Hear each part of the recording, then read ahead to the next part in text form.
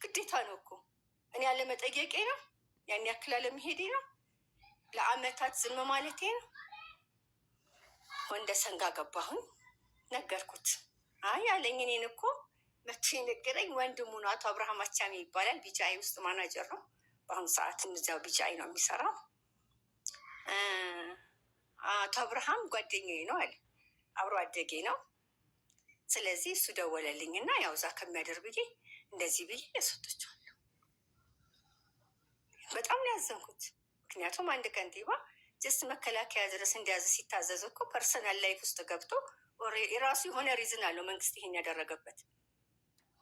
እንደ እስረኛ እንኳን ቢቆጠር ልጄ በዛ ሰዓት ላይ ማታ 2 ሰዓት ላይ መኪና ተይዞ በዛ ደረጃ ለአንድ ሰው ውለታ ለመዋል ይቺ ስህተቱ ይሄ ሰው እኔን ሀቡ ለ4 ወር ዋጋ አስከፈለ።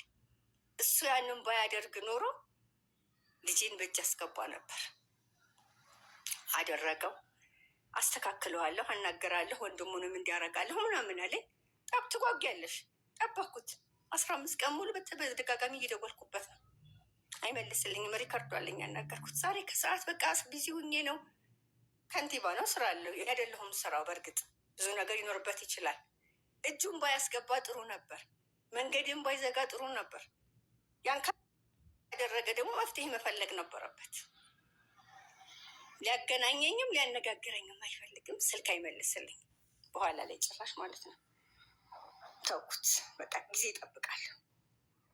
ከተወሰነ ጊዜ በኋላ ልጄን ብድግ አድርጎ አዲስ አበባ መለሱት። ደግሞ ይዛ ስቀመጥ ተነስቼ አልመጣም። ትንሹ ትምህርት ጀምሯል። ይሄ ልጅ አዲስ አበባ ብቻውን ተለቀቀ። እዚህ ኢቲ ቪሌጅ የሚባላል አዲስ አበባ አያት፣ እዛ ግቢ ነው የምኖረው። አየር መንገድ ሰራተኞች መኖሪያ ግቢ ውስጥ እዛ ነበር የምኖረው እና ከዛ ለቅቄ ለሱ ስል 30 ሜትር ጋር ሄጃለሁ ፍየል ቤት። እሱ ግን መቶ እዛ አካባቢ ነው የተከራየው። ልጅ ቤት ተከራይቶለታል። በሳምንት እንግዲህ ለእኔ እና ለልጆቹ የማይሰጠውን ብር ለልጄ ግን በሳምንት 77 ሺህ ብር ይላክለታል።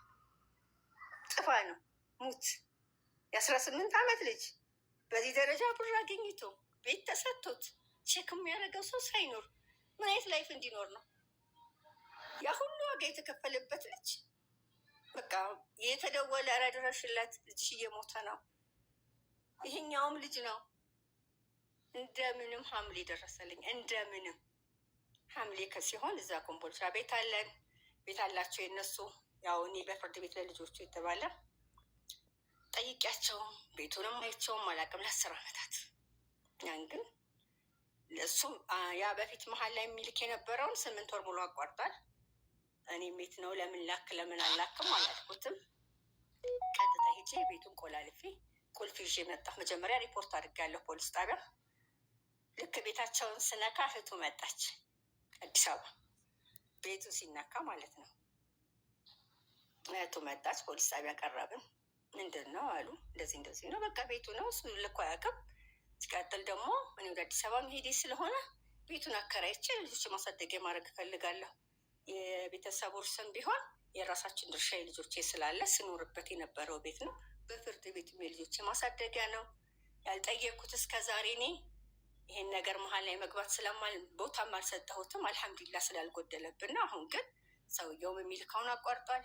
እንደዚህ እንደዚህ ነው ስል ፖሊሱ አላት ወንድምሽ ቢሆን አሁን አንቺ የመጣሽበት ቦታ የመጣው መታሰር ነበረበት አላት። ለ5 ዓመታት ልጆቹን ያላናገረ በስርዓቱ ጥሩ ሀገር ላይ ሄዶ ለልጆቹ ማድረግ የማይችል ሰው ከሆነ መታሰር ነበረበታል ፖሊሱ። አሁን ሂጂና የ8 ወሩ በስንት ይሁን አለኝ። 15 ሺህ በ10 ሺህ ብር 80 ሺህ ብር ያስገባ። ምክንያቱም ለ8 ወር ስራ ፈትቻለሁ። በ2 ሺህ ብር የዛሬ 1 ሺህ ብር አልነበር መጀመሪያ ላይ በዛ ሂሳብ በ2 ሺህ የ6 ወር 12 ሺህ ብር ብቻ ነው ማስገባው እንጂ አላስገባም አለ። ከእንደገና ፖሊሶቹ ሲያስገድዷት እና ሲያጨናንቋት እሺ በቃ አለች። እሺ 20 ሺህ ብር ይሁን በቃ የክፋት ስራ ታውቂያለሽ የሚሰሩት። እሺ በቃ 50 ሺህ ያስገባ አልኳት። ከዚህ በኋላ ግን ካቋረጠ ከአንዳንድ ተሳስበዋለሁ። ከዚህ በፊት ሲያቋርጥና ሲቀጥል ጠይቄው አላውቅም። አሁን ግን ማቋረጥ ማለት ቀጣይ ላይ ሌላ ክስ ውስጥ እንገባለን። አልተወውም። ምክንያቱም ልጄን ነክታቸዋል አልኳት። አለቀሰች። ይቅርታ አይነት ነገር ልጄን ትንሹን ሳመች ምናምን። ፖሊሶቹ ምንም ወዳውኑ ፍሬ ነው ስሟ ሪጌዚ ሚዬ ምናምን ተባባልን። ነገሮች አበቁ ማለት ነው። ያንን ጥዬ ብሩን አስገቢ ተባለች። አዲስ አበባ መጣች እሷ በማግስቱ።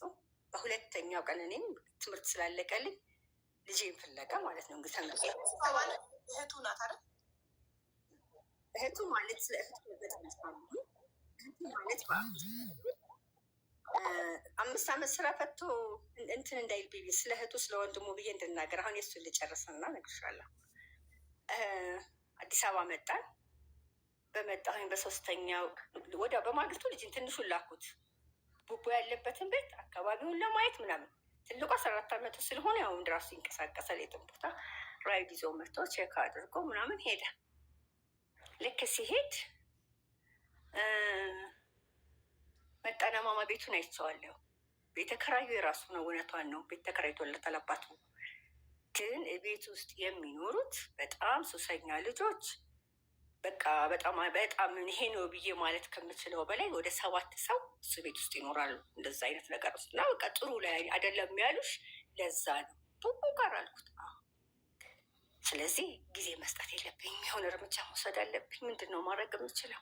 አስቢ፣ ለ8 ወር ያለቀሰች እናት። በጣም ደክሞኛል፣ እንቅስቃሴ ሁሉ ተገቷል። በጣም ጥሩ ላይ አይደለሁም ለራሴ። ማታ ልክ እንግዲህ አምሽቶ መምጣት የማይችል ልጅሽ ከቤት ወጥቶ ይህን ያክል ወራት መቆየት ማለት ምን ያክል ከባድ ነው። ከዛ በሁለተኛው ቀን ደወልኩላት ለእህቴ። ልክ ስደውል ኧረ ያ ቤት አከራይዋ እኮ የማይሆን ነገር ቤቱ ላይ ሲያደርጉ ተሰብስበው ቡቡ ደንግጦ ሩጦ ወጣ ከቤት፣ ሌሎቹ አመለጡ። ቤት አከራይቱ በጣም ደንግጣ እንደዚህ አድርጋ ቤቱ ላይ ችግር ተፈጥሯል አለች። እና ስላት ቡቡ የት እንዳለ አይታወቅም። ጭልም ምን ያለብኝ በቃ እሺ በቃ ተይው አልኳት። ስልክም አትደውይለት፣ እኔ እናቱ ስለሆኑ ቀጥታ ሂጂ ዛሬ ገባበት ገብቼ ያገኘዋለሁ። ተይው አልኳት እና ራይድ ይዤ ኖሩበታል። አላህም መራኝ። ወላሂ ሀቡ ቀጥ ብዬ የተቀመጠበት ቦታ ራይዱ ቆመ። እሱ ቁጭ ያለበት ቦታ ነው የደረስኩት።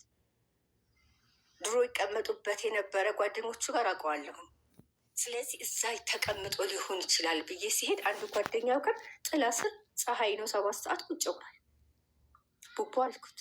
በቃ ደነገጠ። ስልክ እያወራ ነው ለካ ደውላ ካለች ደውላ እንዲሁኖ አባትህ ሰምቷል፣ ዱርዬ መሆንሃል፣ መጥፎ ሆነሃል፣ አባትህ ሰምቷል ብላ ቴንሽን አድርገዋለች። እና ከአሁን በኋላ ለአባትህም እንዳትደውል አይመለከተንም ብለዋለች። ስለአንተ አይመለከተንም። እንግዲህ ሜዳ ላይ ጣሉት ማለት ነው። ያ በሳምንት 7,000 ምን እንሁንልህ ሲባል ነበረ። እናቱ ስንት ነገር ያደረጉትን አውጥተው ጣሉት ማለት ነው። በቃ ቡቡ ና አልኩት። ጥፋት ማንም ልጅ ያጠፋል። ሁላችንም አጥፍተን ነው እዚህ የደረስነው። ያለ ስህተት ማደግ የለም። ልጅ ያጠፋል፣ ወላጅ ይቅርታ ያደርጋል። ሁላችንም በይቅርታ እያለፍን ነው ልጆቻችን የምናሳድገው። ስለዚህ የኔ ልጅ ታጠፋለህ፣ ይህም ባታጠፋ አትማር፣ እንኳን አጠፋ ትማርበታለህ። ና ብዬ ንቃርግ አሁን ወደ ቤት እንሂድ። ጸጥ ነው ያለው። ይዤው መጣሁ። የተከራየበት ቤት ገባሁ፣ አየሁት። ህይወቱን ሳየው ከመክሳቱ እንዲቀንስልኝ ጂም እያስገባሁ እንዲቀንስልኝ ዋና እያስዋኘሁ ነው ቡቡን ስመልሰው የኖርኩት። ይችን አክሏል የመክሳቱ። ሁኔታውን ሳየው ልክ አይደለም። ቤቱን ሳየው የሚበላ ነገር አንድ ነገር የለም። ምክንያቱም ብር ቢሲልክለት ወጥቶ ራሱ እንዲገባብኝ ያልቃል ማለት ነው። በቃ ምንሽ የሆነ እንጃ ለእኔ የቀን ጨለማ ሀቡ፣ በዛ ሰዓት ላይ የቀን ጨለማን የወረሰ ማረቅ አልቻልኩም። ጥሩ በአንድ ልቤ ልጄ እኔ ጋር መመለሱ አስደስቶኛል። በአንድ ልቤ ደግሞ ይሄን ሁሉ ዋጋ የቀበልኩበትን ልጅ እንደዚህ መጫወት አድርገውት ማየት ምን አደረገ? አባቴን ብሎ በሄደ ምንድነው ጥፋቱ? እኔ ከበደልኳቸውና እኔ ጋር ችግር ካለባቸው እኔ ተበዳይ ነኝ። እንዳውም የተካድኩ ሴት ነኝ። አልተናገርኳቸው። ለእኔ ይሄንን እንደገና ያመጣሉ።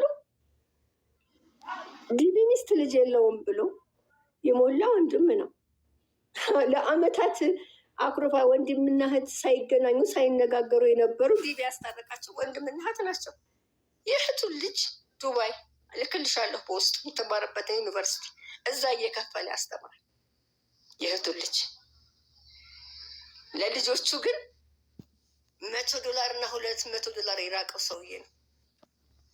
የላከላቸውን እንዲቀበሉ ብቻ አምነው አባታቸውን አመስግነው እንዲኖሩ በማድረጌ ነው ጥፋት ይሄ ነው የኔ ጥፋት። ሌሊትና ቀን ከነሱ ጋር ነገር አለማያዜ ነው። ወንድምዬው እኮ ሚስት ልጅ የለውም ብሎ ያፈረሰውን ትዳር እኔ ነኝ ያደረኩት፣ ይቅርታ በሰዓቱ ምናምን ያለው